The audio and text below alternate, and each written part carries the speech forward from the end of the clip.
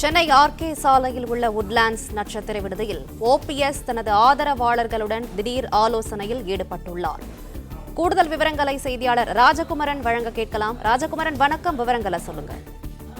முன்னாள் முதலமைச்சர் ஓ பன்னீர்செல்வம் மேற்கொண்டிருக்கக்கூடிய இந்த அவசர ஆலோசனை கூட்டத்திலே ஜனவரி 14ஆம் தேதி தன்னுடைய பிறந்த நாளை ஒட்டி முக்கியமான ஒரு அரசியல் முடிவினை அறிவிப்பதற்காக தற்பொழுது ஓ பன்னீர்செல்வம் ஆதரவு நிர்வாகிகளுடன் இந்த ஆலோசனையில் ஈடுபட்டிருக்கின்றார். தனி இயக்கமாக செயல்பட்டுக் கொண்டிருக்கக்கூடிய ஓ பன்னீர்செல்வம் உரிமை மீட்பு கழகம் என்ற பெயரில் செயல்பட்டு வருகின்றார். இந்த நிலையில்தான் கடந்த வாரம் நடைபெற்றிருந்த மாவட்ட செயலாளர்கள் கூட்டத்திலே யாரோடு கூட்டணி அமைக்கலாம் என்பது தொடர்பாக ஓ பன்னீர்செல்வம் தன்னுடைய ஆதரவாளர்களிடம் திமுக மற்றும் தாவேகா என்று இரண்டு கட்சிகளையும் குறிப்பிட்டு யாரை விரும்புகின்றார்கள் என்று கேட்டறிந்திருந்தார். அதில் பெரும்பாலான நிர்வாகிகள் தமிழக வெற்றி கழகத்துடன் கூட்டணி அமைக்க வேண்டும் என்கின்ற விருப்பத்தை வெளியிட்டிருந்தார்கள். அதே நேரம் 2-3 நிர்வாகிகள் மட்டும் திமுகவுடன் கூட்டணி அமைக்கலாம் என்று சொல்லியிருந்தார்கள்.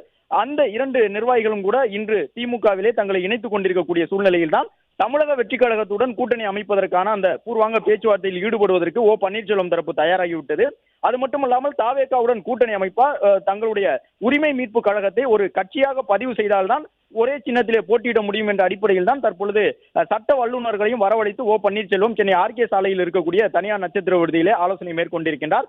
ஜனவரி 14ஆம் தேதி அதிகாரப்பூர்வமாக தமிழக வெற்றி கழகத்துடன் கூட்டணி அமைப்பது குறித்த ஒரு முடிவினை தை பிறந்தால் வழி பிறக்கும் என்ற அடிப்படையில் ஜனவரி 15ஆம் தேதி தை முதல் நாள் தமிழர் திருநாளான பொங்கல் பண்டிகை கொண்டாடப்பட உள்ளது.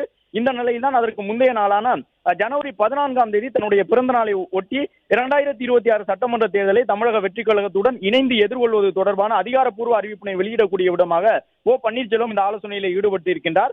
இந்த சட்ட வல்லுநர்களுடன் உடனடியாக ஒரு அரசியல் கட்சியாக தங்களுடைய உரிமை மீட்பு கழகத்தை பதிவு செய்து அதன் மூலமாக ஒரு ஒற்றை சின்னத்தை பெற்று தாவேகாவுடன் 38 சட்டப்பேரவை தொகுதிகள் வரை வழங்க வேண்டும் என்கின்ற அந்த ஒரு நிபந்தனையுடன் பேச்சுவார்த்தையில் ஈடுபடலாம் என்கின்ற ஒரு அறிவிப்பினையும் ஓ பன்னீர்செல்வம் மேற்கொள்ளக்கூடிய விதமாக இந்த ஆலோசனையில் ஈடுபட்டிருக்கின்றார்.